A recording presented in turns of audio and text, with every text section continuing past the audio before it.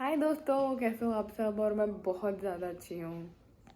मैं आपको एक कहानी सुनाने वाली हूँ जो मेरे सर ने मुझे दी थी। और वो बहुत अच्छी कहानी है, वो प्यार की कहानी है, तो मैं आपको पढ़ के सुनाती हूँ। प्यार को पटरी का सहारा। अगर मुझे किसी ने अभय से मिलने से रोका तो मैं ट्रेन की पटरी पर लेटकर जान दे दूंगी। अगर मुझे किसी ने पढ़ाई के लिए दबाव डाला तो मैं ट्रेन के आगे कूदकर जान दे दूंगा। और रही बात प्रिया की, तो मैं उससे मिलूंगा। मेरे और प्रिया के बीच में कोई नहीं आ सकता है। प्रिया का घर ट्रेन की पटरियों से 50 मीटर की दूरी पर था, तो अभय का घर रेलवे पटरी से 500 मीटर की दूरी पर था। मोहब्बत के दीवानों के बीच में जब जब दोनों के घर वाले दीवार बने, तब तब घर के पास से गुजरने वाली ट्रेन की पटरियां ढाल बनी। ट्रेन की पटरियां भले ही आपस में कभी नहीं मिलती हों, लेकिन दो जवां दिल को मिलाने का काम जरूर करती थी। आज तक हिंदुस्तान में ट्रेन की पटरियों का उतना फायदा किसी ने नहीं उठाया होगा जितना अभय और प्रिया ने उठाया। लोग खुले में शौच का आनंद उठाने के लिए ट्रेन की पटरी का इस्तेमाल करते हैं, लेकिन यहाँ तो इन दोनों ने अपनी मोहब्बत को अंजाम तक पहुंचाने में किया। मोहब्बत पर जब जब बंदिश लगाने की कोशिश की गई, तब तब पटरी पर जान देने की धमकी काम आई। प्रिया अभय से 3 साल छोटी थी, हालांकि क्लास में 2 साल पीछे थी। इसकी कोई खास वजह नहीं थी। अभय अगर 12वीं क्लास में फेल नहीं हुआ होता तो वो प्रिया से 3 क्लास आगे होता। यानी प्रिया 9वीं में थी तो अभय 12वीं में। प्रिया पास होकर 10वीं में आ गई। अभय को भी 12वीं पास करके ग्रेजुएशन में एडमिशन लेना था, यानी स्कूल छोड़कर कॉलेज में एडमिशन लेना था अगर वो पास होता। प्रिया 10वीं में तो आ गई, लेकिन अभय 12वीं पास नहीं कर पाया। शायद किस्मत को यही मंजूर था, पता नहीं किस्मत को मंजूर था या फिर खुद अभय को। अभय अपनी क्लास का होनहार लड़का था, कम से कम उसकी क्लास के सभी टीचर यही कहते थे। फिर अचानक ऐसा क्या हुआ कि अभय फेल हो गया। प्रिया खुद अपने फ्रेंड से कहती थी, देखना मेरा अभय इस बार टॉप करेगा। लेकिन अभय ने ना सिर्फ प्रिया का भरोसा तोड़ा, बल्कि अपने टीचर्स की भी उम्मीद को धूमिल कर दिया। बिल्कुल शांत स्वभाव का अभय सदमे में नहीं था, मानो कुछ हुआ ही ना हो। लेकिन उसके पापा के ऊपर जरूर बिजली गिर चुकी थी। जिस जमाने में लोगों को 10वीं पास करने में नीचे का पसीना ऊपर चढ़ जाता था, उस जमाने में अभय के पापा उदय मिश्रा ने एमएससी टॉप किया था। कई गांवों में नाम था अभय के पापा का। वही लेगेसी का मतलब होता है प्रतिष्ठा। अभय के जीवन की साथी बनकर साथ साथ चल रही थी। लेकिन खास बात यह थी कि अभय कभी उस लेगेसी के बोझ से दबा नहीं। पापा को कभी कहना नहीं पड़ा कि अभय पढ़ाई कर लो। अभय ने कभी मौका ही नहीं दिया। एक स्कूल का 10वीं टॉपर दूसरे स्कूल में भी गया तो वहां भी अपनी बुलंदी का झंडा गाड़ चुका था। और उसी दूसरे स्कूल में अभय और प्रिया की मुलाकात हुई। अभय ने 11वीं में एडमिशन लिया तो प्रिया उसी स्कूल में 8वीं क्लास में पढ़ाई करती थी। अभय ने जब पहली बार प्रिया को देखा तो वो बिल्कुल बच्ची सी लग रही। हालांकि अभय खुद मासूम सा था, लेकिन उसके शरीर में कुछ ज़्यादा हार्मोन बनना शुरू हो चुके थे, जिसे तलाश थी अपोजिट जेंडर की। वो अपोजिट जेंडर प्रिया थी।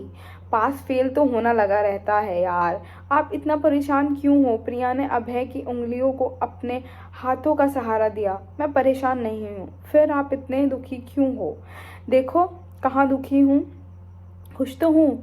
अभय ने प्रिया की आंखों में देखा और मुस्कुराने की कोशिश की। अच्छा ऐसी बात है तो फिर एक किस करो। अरे पागल हो क्या, उधर देखो हमारे गांव के ही चाचा हैं, पापा को अच्छे से जानते हैं। अभय अपने पापा की लेगेसी को उस पोखर में नहीं डुबाना चाहता था जहां पर अभी दोनों बैठे हुए थे।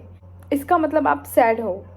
अच्छा एक बात सुनो हमारी। प्रिया ने अभय के ऊपर हक जताया। हाँ बताओ। नहीं ऐसे नहीं। प्रिया की बातों में नाराजगी थी। फिर कैसे, कान में बताने वाली बात है। प्रिया के चेहरे पर मुस्कुराहट थी जो किसी साजिश का इशारा कर रही थी, लेकिन अभय तनाव की वजह से या फिर किसी वजह से उस साजिश को समझ नहीं पाया। अब बताओ। अभय ने प्रिया की तरफ कान किया। प्रिया अभय के कंधे की तरफ झुकी। बात ये है। अरे अरे ये क्या कर रही हो, तुम्हारी यही ज़रूरी बात थी ना। अभय ने खुद को प्रिया के चुंगल से छुड़ाया और अपने गाल के उस हिस्से को सहलाने लगा जहाँ पर थोड़ी देर पहले प्रिया के दांतों ने कब्जा कर रखा था। तुम आज फिर अभय से मिलने गई थी ना? प्रिया के पापा का ये सवाल कम, गुस्सा ज्यादा था। प्रिया जवाब देती उससे पहले उसको पिछली बार अभय से मिलने की सजा याद आ गई। उस सजा की निशानी उसकी पीठ पर अब भी मौजूद थे। प्रिया के पापा की बेल्ट की चौड़ाई कितनी है उसकी पीठ पर बने निशान को देखकर कैलकुलेट किया जा सकता था। प्रिया के पापा उसको बेल्ट से पीटना नहीं चाहते थे। अगर उनके बस में होता तो वो गला दबा देते, लेकिन कानून की धाराओं की जानकारी उनको हर बार ये काम करने से रोक देती थी। ऑनर किलिंग की सख्त सजा उनको याद थी। प्रिया की तरफ से कोई जवाब नहीं आता देखकर उसके पापा ने ये तय कर लिया कि वो अभय से मिलने गई थी।